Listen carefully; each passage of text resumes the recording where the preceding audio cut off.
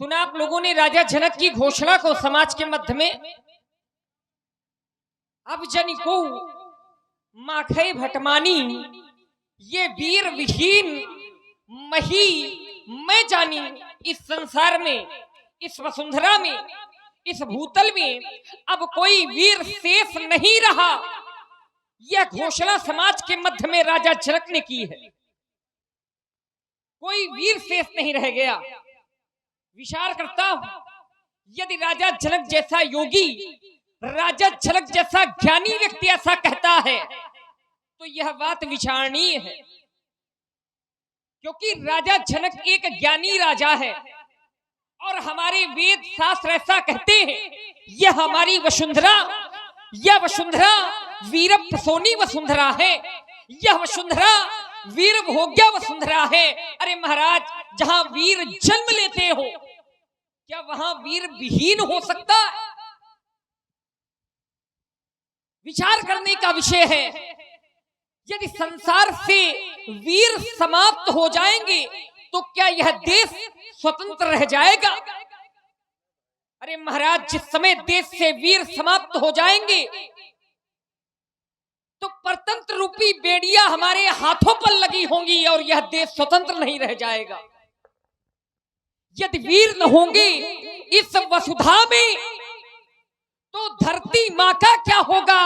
फिर वो परदेसी राजा राज करेंगे तो फिर भारत मां का क्या होगा? यदि सारी सरिता, वो सारी नदियां पापों को धो दे तो गंगा मां का क्या होगा? फिर परदेसी राजा यदि राज करेंगे तो फिर भारत मां का क्या होगा? बड़े ही सरल शब्दों में राजा जनक ने समाज के मध्य में यह घोषणा कर दी कि तजहु आस निज निज ग्रह जाओ। आप लोग आशा को छोड़ दो।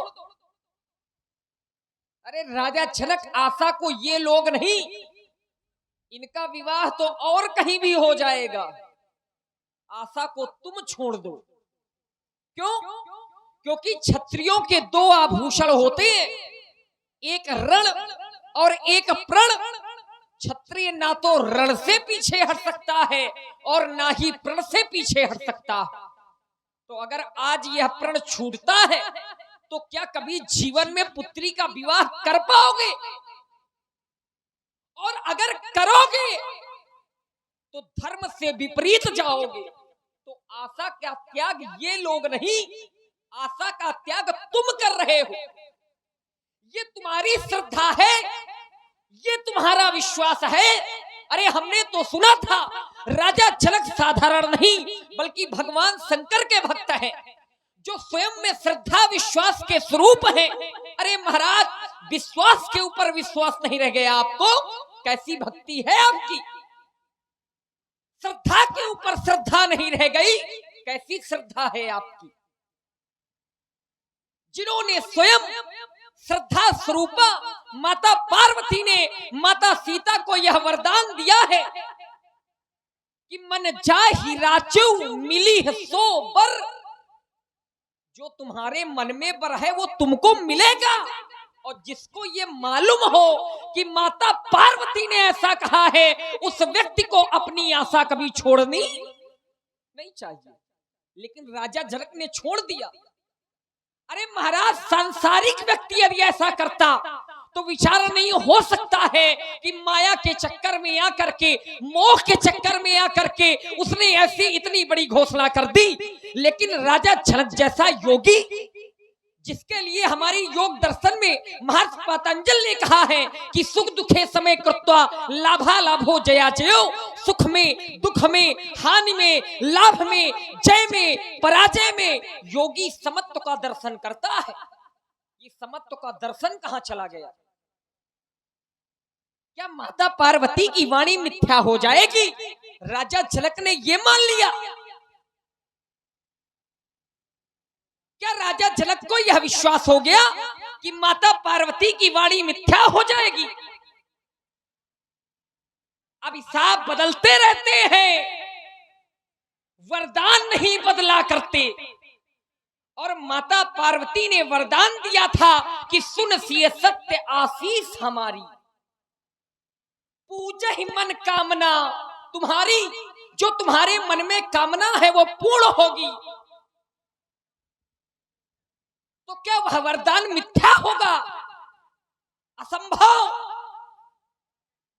अभिशाप बदलते रहते हैं, वरदान नहीं बदला करते। क्रिया बदलती रहती है, कर्तव्य नहीं बदला करते। उपमेय बदलते रहते हैं, उपमान नहीं बदला करते।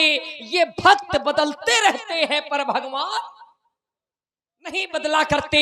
भगवान की वाणी कभी मिथ्या नहीं होती है। रघुवंशिन मजा को होई तई समाज अस्कही न कोई, ये कही जनक जसन चितवानी विद्यमान रकुल मर जानी। सुनो भानुकुल पंकज भानु, कहूं स्वभाव न कछु अभिमानु। जो तुम्हार अनुशासन पाओ तो कंदुक क्यों ये ब्रह्मांड उठाओ। काचो घट जिमटारो फोरी, ये सौ मेरु मूलक जिम तोरी। तो प्रताप महिमा भगवाना, ये को बापरो ये पिनाक पुराना। अरे तोरो छत्र दंड जिम तो प्रताप बलनाथ। जौन करो प्रपथ पुण्य धरो धनभात, पुण्य धरो धनभात, पुण्य धरो धनभात। बोलिए लखन लाल की जय हो, जय हो।